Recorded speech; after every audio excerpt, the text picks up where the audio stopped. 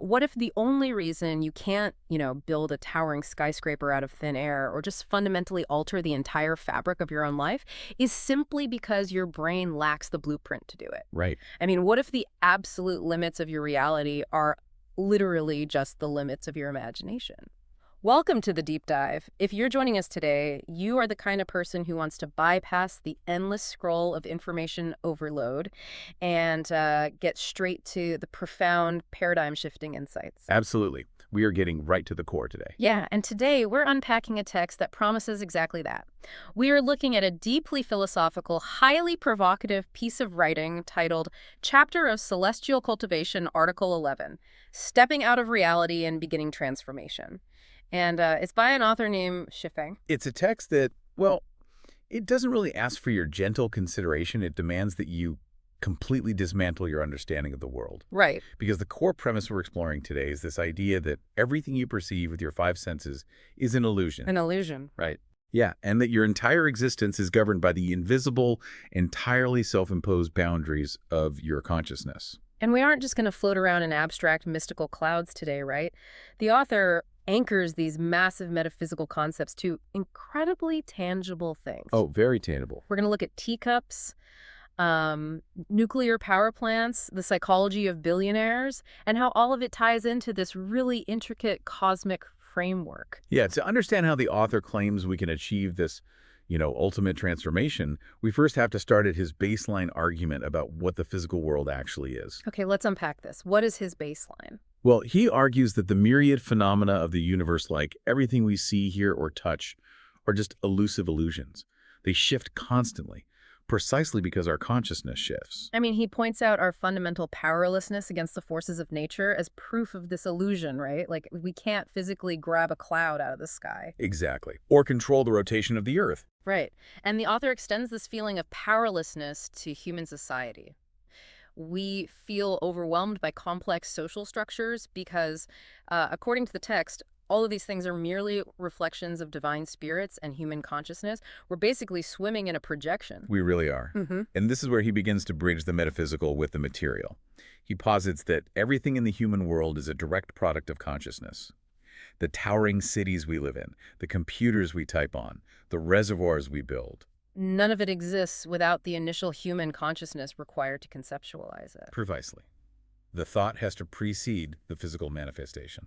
He uses this very vivid analogy about monkeys and apes that I loved. He says, look, monkeys cannot build a city or manufacture a cell phone. Is it just because they lack opposing thumbs or, I don't know, vocal cords? Right, like purely physical limitations. Yeah, but no, the text argues it is simply because they lack the specific consciousness. The blueprint for a city does not exist in a monkey's mind. Therefore, the city can never exist in a monkey's reality. Which is a logic he extends directly into the most intimate parts of our lives. Yeah. He categorizes our deepest human relationships, parents, children, friends, spouses, as manifestations of our consciousness. Wait, relationships too? Yeah, all of it. We get married because the desire, the mental architecture for marriage exists in our minds first. We have children because we desire to reproduce. If that desire was entirely absent, those relationships would simply never materialize in our lived experience. Okay, I have to jump in here and push back on this a bit because I'm putting myself in your shoes listening to this right now. Yep. It's one thing to say a human relationship is born of a conscious choice. I mean, that makes intuitive sense. Sure. But the author also lists things like nuclear power plants, particle accelerators, and space stations. That sounds a lot like pure solipsism. It does sound like that at first glance, yeah. Right. Because if I walk into a highly dangerous, scientifically complex particle accelerator, the radiation is going to tell me whether I understand nuclear fission or not. Are we really saying a particle accelerator is just an illusion? What's fascinating here is that the author isn't claiming that physical laws don't operate. He's not saying you can magically walk through a concrete wall. The radiation is absolutely lethal. Okay, so the danger is real. The danger is a physical reality, yes. But consider the origin of the facility itself. A uranium atom is just a piece of the universe doing what it does. Just sitting there in the dirt. Exactly. It only becomes a quote-unquote fuel rod or a component of a power plant because a human consciousness categorized it, extracted it, and built a highly specific structure around it based on a mental model. Oh, I see. So our entire interaction with that matter, the context, is an illusion constructed by the mind.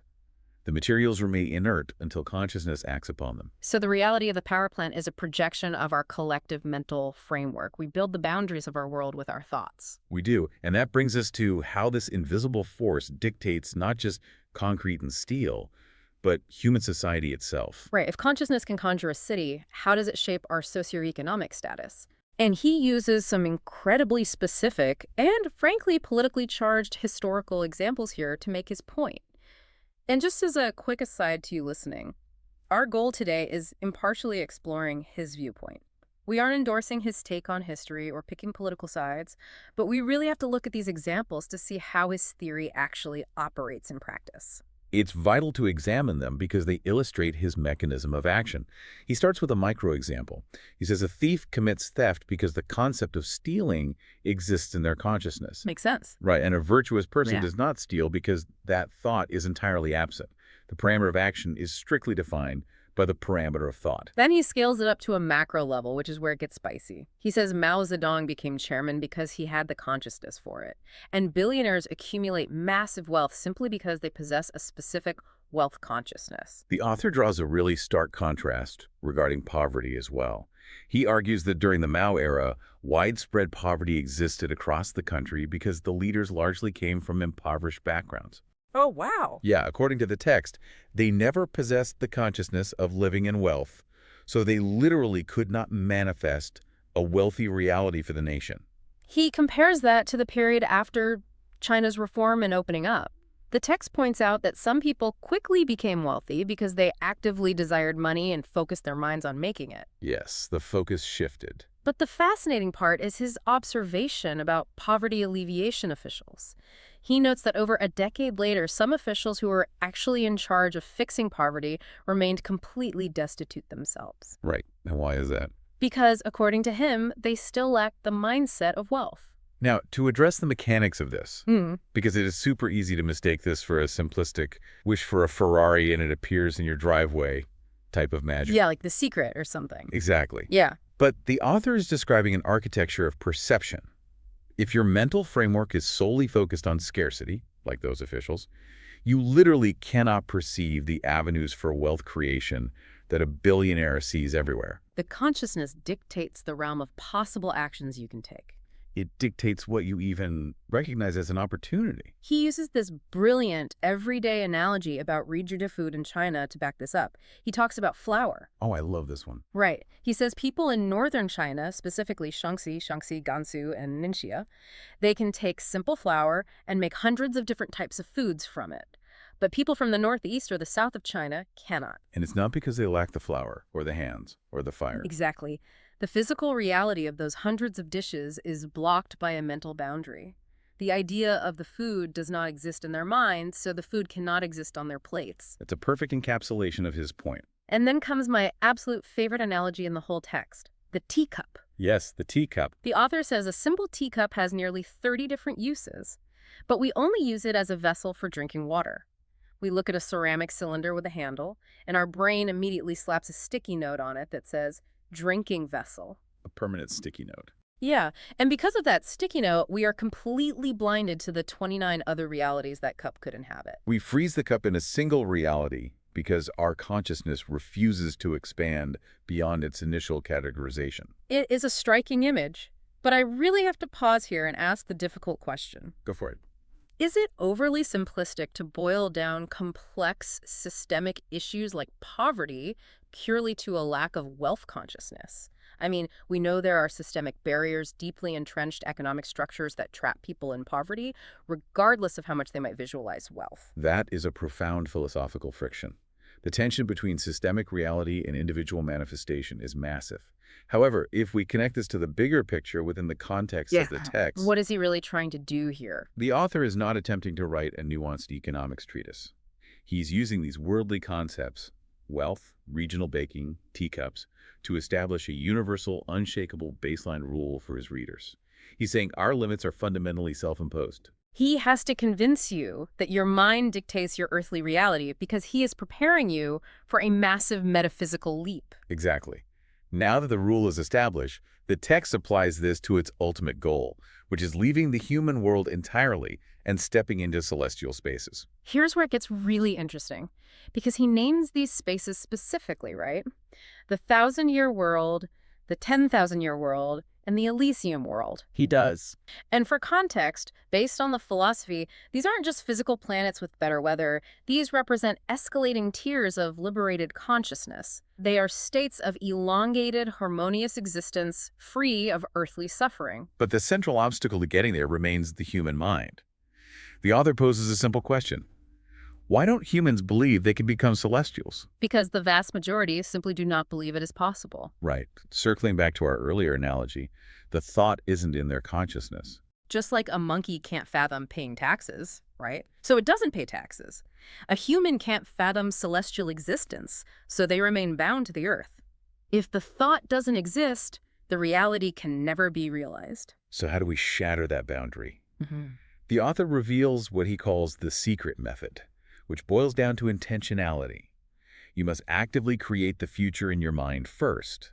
And he brings in a quote here, doesn't he? He does. He quotes Taiji Celestial, stating, "The way one thinks determines the form of one's existence." And it's worth noting that in this philosophical framework, Taiji refers to the supreme ultimate, the indivisible source of the universe. The way one thinks determines the form of one's existence. That is a heavy, commanding principle. He really is. He says if you constantly imagine yourself living in the 1,000-year world, over time, your actual life structure will evolve toward that existence. But notice the absolute requirement of precision here. You cannot arrive in the Elysium world by blind luck or just, wishful thinking. The text is strict about the law of the Tao. The Tao is unyielding. So no shortcuts. No shortcuts. If the destination is not meticulously mapped in your mind, you cannot travel there. It's like trying to navigate to a city that you vehemently refuse to believe is on the map. You are never going to turn down the right highway. Exactly. But the author says if you do hold this consciousness and you actively cultivate it, when the time is ripe, you will naturally transition. He even notes that to the people left behind on Earth, it might look like you have simply died. But in truth, you have transcended the illusion. Which brings us to a fascinating paradox regarding how we actually learn to do this. Because the author states his explicit intention is to guide people to the celestial islands continent of the Elysium world. Which sounds completely mysterious, almost impossibly profound. Right, yet he insists the secrets of the universe are actually incredibly simple once revealed. He claims a primary school student could understand them. Yes, but if they remain unspoken, humanity would wander in the dark forever. He compares this spiritual revelation to major scientific breakthroughs. He asks, who could have guessed the concept that energy equals mass times the speed of light squared? Or that the invisible force pulling an apple to the ground is gravity. Right. He also lumps in the concept of the greatest creator, which the text views as the supreme spirit permeating all time and space, right alongside Einstein's EMC squared and Newton's gravity. His point is that before these concepts were spoken, they were literally unimaginable to the human mind. But the second they are revealed, they become the painfully obvious foundation of reality. Einstein didn't invent relativity. He uncovered it. It is only obvious after you see past the illusion. Exactly. Our consciousness is trapped by conventional thinking and the ever-changing surface phenomena of the physical world. We rarely look past the appearance of things to see the essence. The author argues that we need tools to break this framework. But here's where he introduces the most provocative claim in the entire deep dive. Oh man, this part blew my mind. The author, who is actively writing a spiritual text to guide people to enlightenment, suddenly pivots and says that if someone truly understands the mysteries of life and the Tao, then his own writings are mere rubbish. He extends that judgment across the board, too. The Bible, Buddhist scriptures, the Tao Te Ching. He states that to an enlightened mind, all of them are nothing but trash. It is incredibly jarring to read a spiritual guide where the author calls the world's most revered sacred texts, including the very article you are currently reading, garbage. How do we dissect this provocation? This raises an important question, right? It's a classic philosophical paradox regarding the nature of teaching. The texts are not the truth. They are just the vehicle to reach the truth. So it's like learning to ride a bike with training wheels. The Bible, the Tao Te Ching, or this chapter by Suifeng, they are the training wheels. That's a great way to put it.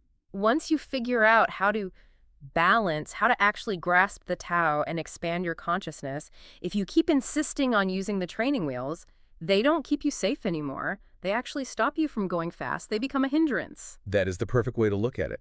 Hmm. The author is saying that once you arrive at the destination, the words that got you there become obsolete. They are just the finger pointing at the moon. Don't stare at the finger. Right. The tragedy, as he notes, is that people fail to transcend because they end up worshiping the training wheels. They worship the vehicle instead of actually taking the journey. However, without this trash, we could never grasp the mysteries in the first place. We get obsessed with the apparatus, which ties perfectly into how the author views the human condition as a whole. As we bring this massive cosmic framework back down to Earth, he paints a somewhat tragic but ultimately hopeful picture of us. He really does. He says we live in a world of illusions and we violently refuse to admit it. We live in a world of self-created boundaries, and we cling to them with absolute devotion. We spend our entire lives obsessing over competing, fighting, and possessing material things. And he says we do this right up until the moment of our death. We toil for an entire lifetime, accumulating money, status, and grudges, and then we die. At that moment, the entire material world vanishes for us. We leave with absolutely nothing. Nothing. But while we are here, we stubbornly deceive ourselves, finding the agonizing struggle of life to be both exciting and deeply sorrowful. The author references the ancient philosopher Laozi here. The text claims Laozi understood this tragedy profoundly. Laozi saw that the teachings of the Tao were actually incredibly easy to understand and follow, but human beings were simply unwilling to let go of their earthly illusions. So Laozi gave up on trying to convince a stubborn humanity and simply became a celestial himself. He saw the futility of it and just opted out. Which is wild, and that leads to this incredible quote from a sage that the author includes near the end of the text. He writes, "Whenever humans start thinking, the greatest creator laughs." But the context of that laughter is everything. The author adds a crucial caveat. The creator is not laughing at all thought. Right, the text says if your thoughts are entirely consumed by the illusions, if you are obsessing over how to get married, how to amass a fortune, how to climb the political ladder, or how to destroy your enemies, then yes, the creator laughs. Even the sages find it amusing. It is like watching a toddler furiously try to organize the clouds in the sky. It's a pointless, self-serious game. However, he argues, if we shift our contemplation, if we start using our consciousness to figure out how to extend our lives from the human world into the celestial realms, then the greatest creator does not mock us. The sages do not ridicule us. Because in that specific moment, we have finally awakened from the dream. We've begun to understand something real. So what does this all mean for you listening to this deep dive right now?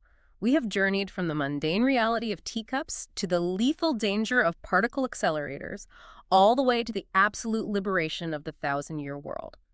The text is challenging us to look at our daily stressors, our jobs, our bank accounts, our arguments, as self-created illusions. And the immediate practical takeaway here isn't necessarily that you have to adopt a literal belief in the Elysian world today. The true value lies in recognizing how much agency you actually possess. Yeah. If this text is right, and your reality is strictly built by the boundaries of your consciousness, then you have the ultimate power to redesign that reality simply by changing what you choose to focus on. You are not a victim of your surroundings. You are the architect. It is about moving from being a passive observer of a solid, immovable world to being the active creator of a fluid one. Which brings me back to where we started today. The solid concrete of the city, the heavy wooden table. We look around and we see undeniable, fixed reality. We think it's permanent. But if every towering skyscraper, every complex relationship, and every simple teacup around you today is simply the frozen manifestation of someone's past imagination, what completely unimaginable reality are you secretly building right now with your current daydreams? It is a question that requires you to look very closely at your own mind. It really is. The blueprint is entirely up to you. Keep expanding those boundaries. Thanks for taking the deep dive with us.